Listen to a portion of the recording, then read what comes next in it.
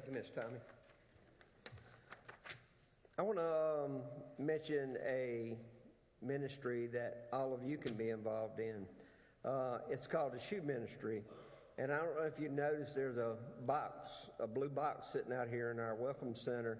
And the purpose of that box is to collect gently worn shoes, not shoes that the bottom's worn out on them, but gently worn shoes. And I'm sure each one of us have a pair of those in our closet. And I'm looking at over 100 people, but our goal is to get 100 pair of shoes to carry up to North Carolina. And if you got any questions, please see Chris Pound about this. But it's to carry up to North Carolina to the victims of Hurricane Helene. There's still people today that have been affected by that. And so that's a ministry that was not on the list here, and Pastor asked me to plug that in for you. But the other one that I'm representing is the Good News Club. And a lot of times you may hear the word CEF or the acronym CEF or Child Evangelism Fellowship. That is our parent organization. And from there, Good News Club is one of the clubs that they oversee. And we have a group from our church, well, actually from 3 churches, Harmony Baptist and Faith.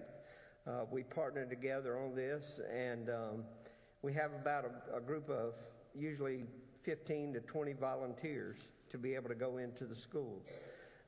You may ask, can we go into the schools legally? Yes, we can.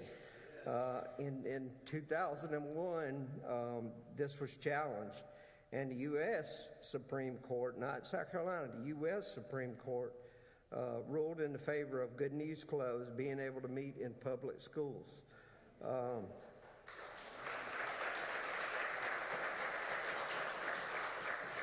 Now, we're not a secret organization. We don't have to slip in the back door or anything like that.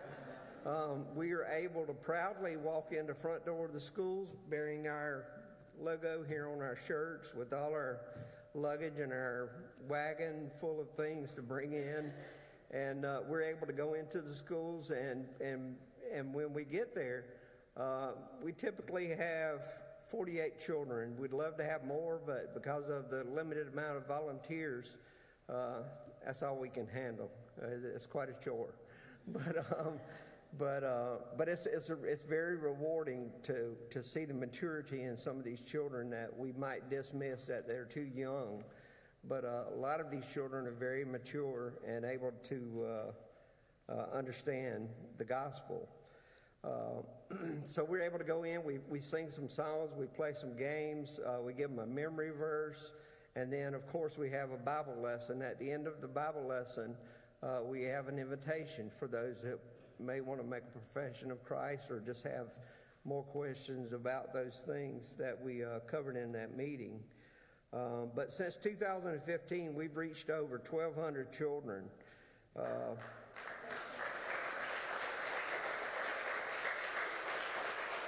And that's done in 3 different schools: Sand Hills Primary, Sand Hills Elementary, and Francis Mack. That covers 1st through the 6th grade. And as a result of this, there have been 240 children that have accepted Christ.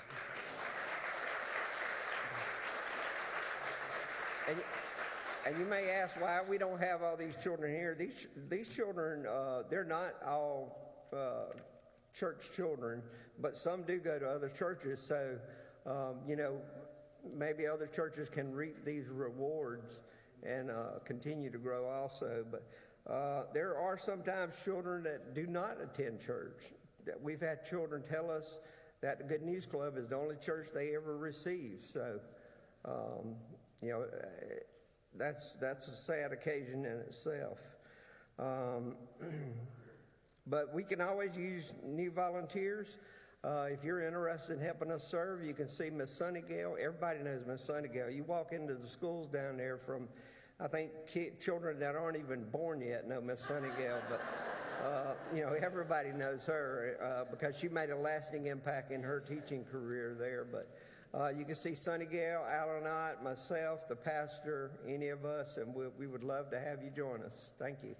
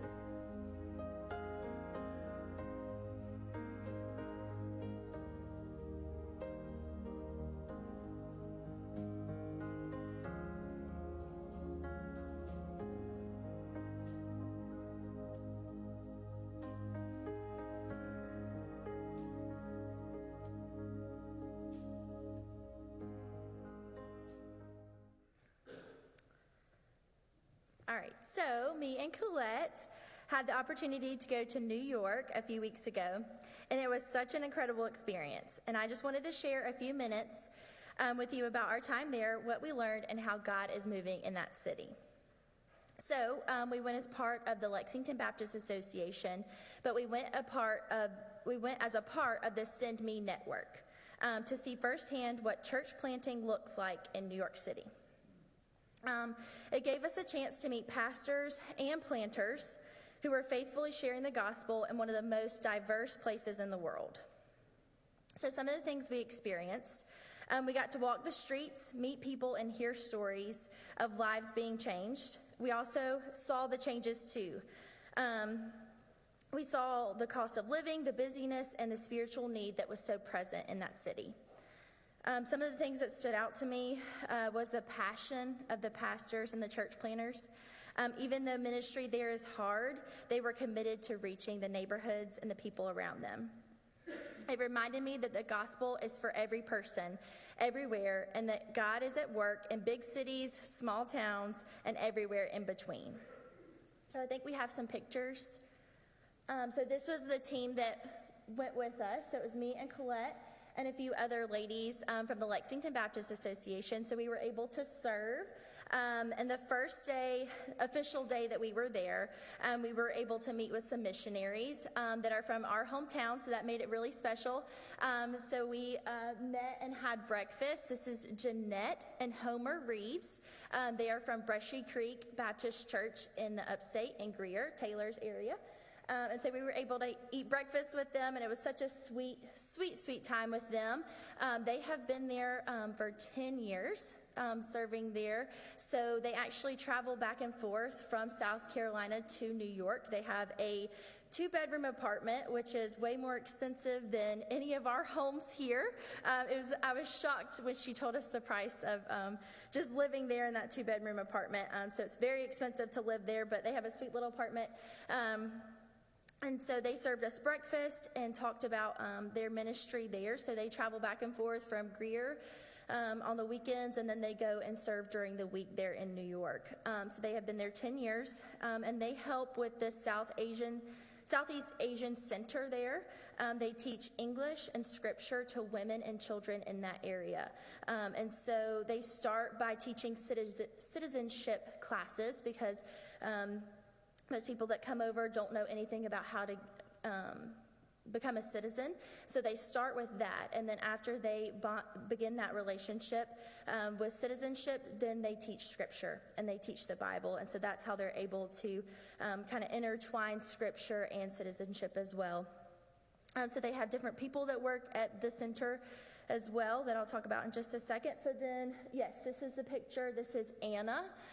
She works at the Southeast Asian Center there, and we were able to meet with her for about 20 minutes, and she kind of told us about what she does there, teaching the classes. Anna is from North Carolina, and she has been there for 5 years, and she kind of shared her hardship about being from the South and living in New York City. She shared that she doesn't have a parking spot, so she gets to her home at night and she doesn't have an assigned parking spot. And I was like, what thing that we take for granted, just having a parking spot at our home. She doesn't have a dishwasher, and she has to take her laundry to the laundromat. And no parking, like I mentioned. So a lot of cultural differences there and trying to adjust. She also talked about her children, raising 2 children there. I believe she has 2 children. And the cultural differences, being in a public school in New York City with so many different cultures and things. She ended up pulling them out and sending them to Catholic school just because of the roughness within the public schools in New York. So just a lot of struggles there, but she is passionate about serving those in that area, and the Southeast Asian Missionary Center that she works at throughout the week. So she's a faithful servant. The next place we went to, while we were there, we went to Elm City Coffee, which I don't think we have any pictures from that, but we were able to meet with some people there. The associational mission strategist wife actually designed the whole coffee shop in order for it to reach that community. So that was really cool to be able to go there. We met Peter and Matthew, who were new believers that were able to work in that coffee shop because of that ministry of it being open in that area. And so that was really cool to meet them. And then this goes on to the main reason we went up there a few weeks ago was for the Women's One Day event. And we were able to host over 200 women that came to that event from all over New York and all of the 5 bureaus that day. And so we had 27 children from birth to 12. And we were able to just minister to them, love on them, and just spend that time with them. We were able to read the scripture of Psalm 1 through 6, being rooted and ready. We had Bible stories, activities, all of the things. The children were hungry for love and attention. A lot of these children that were there were from women that came from broken homes, and so the children didn't have a father figure and all those kind of things. And so we were just able to love on those children and kind of give them just a fun day being loved on. And so after that, we met with some church planners' wives, Brittany, Erin, Carly, and Kendall. They all serve within the New York area, and so we were able to hear their stories and hear their heart for New York and for the mission there. So it's just a really neat experience, being able to go to New York, seeing the diverse culture, and just being able to walk alongside the planners' wives and love on them and just pray for them and all the things. So this trip reminded me that ministry looks different everywhere, but the need is always the same. People need the hope of the gospel. And so kind of the thing that I want us to look at moving forward, and hopefully a partnership with New York, there is talk about getting a trip together for us to actually be able to go and work with people in New York, the planners and the missionaries there. But to start, to kind of start our mission, something that you can do if you don't feel necessarily led to go, but actually want to help in some way. New York gets very cold. I know it gets cold here, but New York gets a lot colder than it does here. So actually North Carolina and South Carolina, we partner together as Baptist, SBC, to collect coats. And so right now we are collecting coats up until November 2nd. So if that's something that you feel called to do and to help with the New York mission to kind of get us started in that partnership with them, we're going to collect coats. These are new coats, any size. So from baby to adult size coats, but they have to be new. There will be a spot in the Welcome Center to drop those off if you feel led to donate a coat to that mission. So they will be collected. I will take them to the Baptist Convention, where they will be packed on a truck, and the truck will drive all the way to New York. And December 5th through the 6th, people from all over North Carolina and South Carolina will distribute those coats during that time. So it's a really neat way to send a part of us there and to help share the gospel there as well. So thank you.